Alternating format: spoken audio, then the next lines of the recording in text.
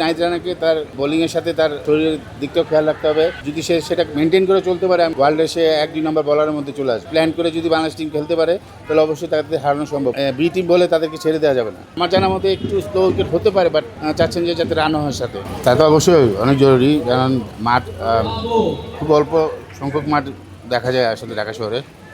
মাঠ বাড়লে ভালো। এখন যারা আছেন, যারা প্রশাসনে আছেন, তারা যদি চান যে আরও মাঠ তৈরি করা, জায়গা কিন্তু আছে, সঠিকভাবে ওইটার সঠিকভাবে এটাকে তৈরি করার জন্য আসলে ওরকম লোক পাওয়া যাচ্ছে না।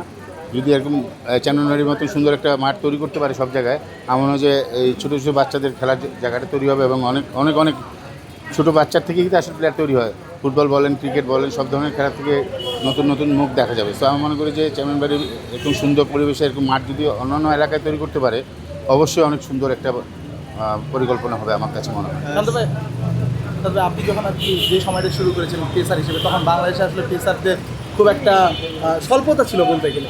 এখনকার কথা যদি বলি, পিএসএলে নাহিদ রানা, শরীফুল ইসলাম, তারা যেভাবে দুর্দান্ত করছে এবং আন্তর্জাতিক মিডিয়া তাদেরকে যেভাবে প্রশংসা করছে, অ্যাজ এ সাবেক ক্রিকেটার হিসেবে এই নাহিদ রানাকে নিয়ে যদি আমি জানতে চাই, তার যে এই যে বোলিং স্পিড কিংবা বোলিং পেস সব কিছু মিলে তাকে কেমন দেখছেন, তার ব্যাপারে কী বলবেন?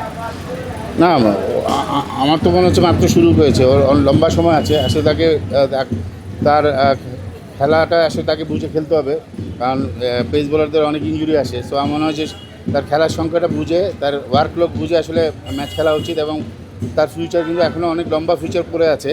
তো আমি মনে করি যে নাহিদ রানাকে তার বোলিংয়ের সাথে তার শরীরের দিকটাও খেয়াল রাখতে হবে।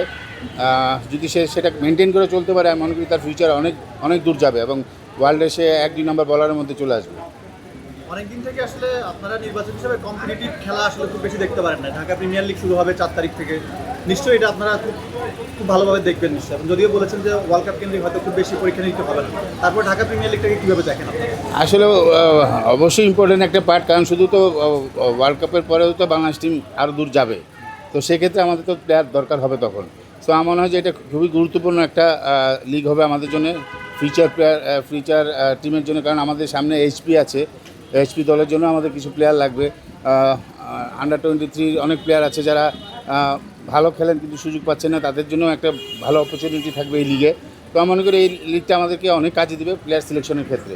নিউজিল্যান্ড সিরিজে অনেকে বলছেন যে আসলে নিউজিল্যান্ডের টিমটা বি টিম, অনেকে অনেক কিছু বলছেন। আপনার কাছে কী মনে হয় যে নিউজিল্যান্ডের বিপক্ষে সহজ হবে আমাদের? বি টিম বলাটা ঠিক হবে না, কারণ ওদের যদি দেখেন টিমে কিন্তু সবাই মোটামুটি এক ধাপারই ক্রিকেট খেলেন। সো আমার কাছে মনে হয় যে কম্পিটিটিভ ক্রিকেট হবে, ফাইট হবে। সো যেদিন ভালো খেলবে তার জিতার চান্সেস বেশি থাকবে। সো প্ল্যান করে যদি বাংলাদেশ টিম খেলতে পারে তাহলে অবশ্যই তাদের হারানো সম্ভব, বাট বি টিম বলে তাদেরকে ছেড়ে দেওয়া যাবে না। শান্ত ভাই, নিউজিল্যান্ডের বিপক্ষে আসলে কী ধরনের উইকেটে বাংলাদেশ খেলার পরিকল্পনা করছে? আরে আসলে এটা চিফ সিলেক্টর, তারপরে ক্যাপ্টেন এবং হেড কোচ মিলে বসেছেন, তারা কী ধরনের উইকেট চান সেটা আসলে খুব সম্ভবত মনে হয় যে আমার জানার মতে একটু স্লো উইকেট হতে পারে, বাট চাচ্ছেন যে যাতে রান হয় সাথে। বিশ্বকাপের ব্যাপারটাও তো মাথায় আসে নিশ্চয়ই। ওয়ানডেগুলো জিততে হবে, এখানে পয়েন্টের ব্যাপার আছে, 9-এ থাকতে হবে, একটা সমীকরণও রয়েছে। সব কিছু মিলে আজকে হোম অ্যাডভান্টেজটাও কি নিতে চাইবে টাইগাররা? শুধু বাংলাদেশ না, সব দেশই হোম অ্যাডভান্টেজটা নেন। তো বাংলাদেশও চাবেন সেটা অ্যাডভান্সটা নেওয়ার জন্য। সো আমি মনে করি সেটা তারা কাজই করবেন। তো ফর আমার কাছে মনে হয় যে বাংলাদেশ টিম যে সেইপে আছেন, তারা যদি তাদের সঠিক খেলাটা খেলতে পারেন, তাহলে আমার মনে হয় যে আমাদের হোম উইকেটে আমরা তাদেরকে হারানো সম্ভব।